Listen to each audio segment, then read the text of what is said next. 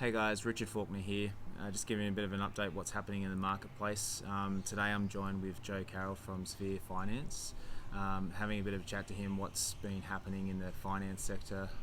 Obviously there's been a few changes, Joe, recently with what's been happening. Fill us in. Obviously we've had the Royal Commission come to a finish recently. What sort of changes have sort of happened in the industry?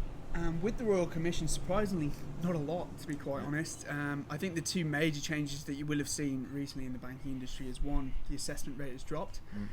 The majority of lenders are around about 7.25 assessment rate, and what that means is, although your interest rate might have been around the 3.7 mark, they would assess the deal at 7.25.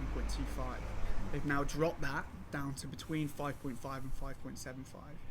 What that means in layman's terms is roughly around about 100 to 150 grand increase in borrowing capacity for people. So if you might have gone for a loan even back to late as May or June this year, it would have increased from that point. So that's really exciting. And then obviously everyone would have seen the interest rates themselves have actually dropped significantly. We have lenders under 3% now for fixed rates especially, which is really exciting. So you've seen those, obviously the reserve banks drop down to 1%, sort of record drop. Have we seen the banks pass that on as well? They have passed that on, and that's mainly been reflected in that assessment rate drop. And what that means for everyday customers is that whilst you might have been able to borrow, let's say 650 at some point, you now can borrow 750, maybe up to 800, depending on your individual circumstance. That's a massive change. Huge. And people can see the difference of that in a market of, a 3-bedroom to a 4-bedroom to a 5-bedroom home. It's a big difference. Wow, that's unreal. What about things like investment loans? I know banks had sort of got a little bit tighter with their investment lending and things, putting up interest rates. Are there have they lightened up a little bit? Is some good deals there for investors? They definitely have. Investment lending, I would say at the moment, is some of the most aggressively priced. If you were looking at investment lending this time last year, you would be looking for principal and interest repayments in roughly around... Yeah, investment has definitely got some great deals going on at the moment. So if you look at investment lending, you've got people who are offering well under 4%. We've got plenty of banks in the mid to high 3% for principal and interest repayments. And even in the high 3s for interest-only repayments on investment.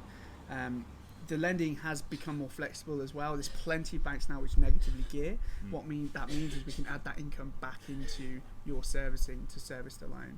So I would say if you are looking at investment now is an excellent time to come and see any broker, but obviously me, to have a look at what we can offer you in terms of both your interest rates and your borrowing capability and your capacity, because that would have significantly increased to what it was 12 to 18 months ago. Yeah, wow, okay.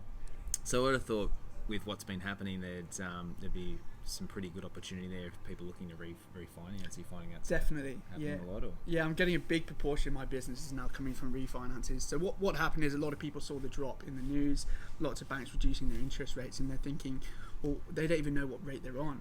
And they come to me and they realise in many circumstances for owner occupied they're in like the mid to late fours, which is not good enough at all.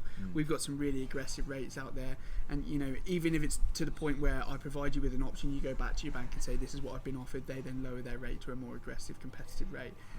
But I would say at least 9 times out of 10 I can get a better rate with a different lender or with your existing lender. So if you are looking at refinancing, definitely do get in touch, because I'm sure I can save you money. A lot of the people that might be watching this may already be talking to their current bank. Is it worth still chatting to you, and if Definitely. so, why?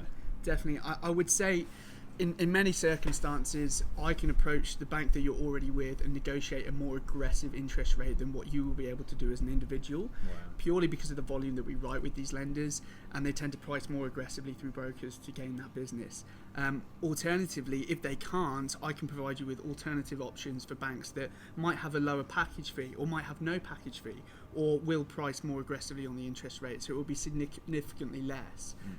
I cannot refinance you unless there is a big enough gain for you to move from one lender to another.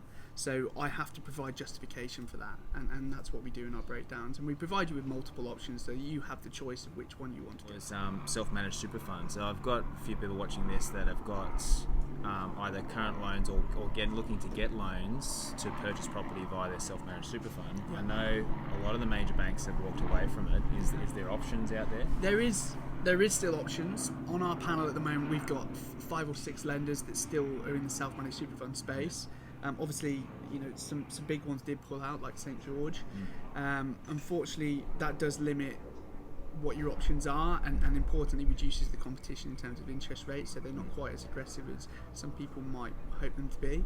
But yeah, we certainly do have options. As I said, 5 to 6 lenders that we work with, and with self-managed super fund especially, it's important to go to a broker because that's a very bespoke sort of lending. Yep. And the structures of the super funds themselves are very bespoke as well, so we need to make sure that you're going with the right lender for the foreseeable future as well, to line yourself up. Yeah.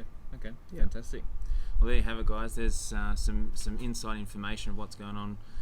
If you want to have a chat to Joe, I will leave his details attached to the email.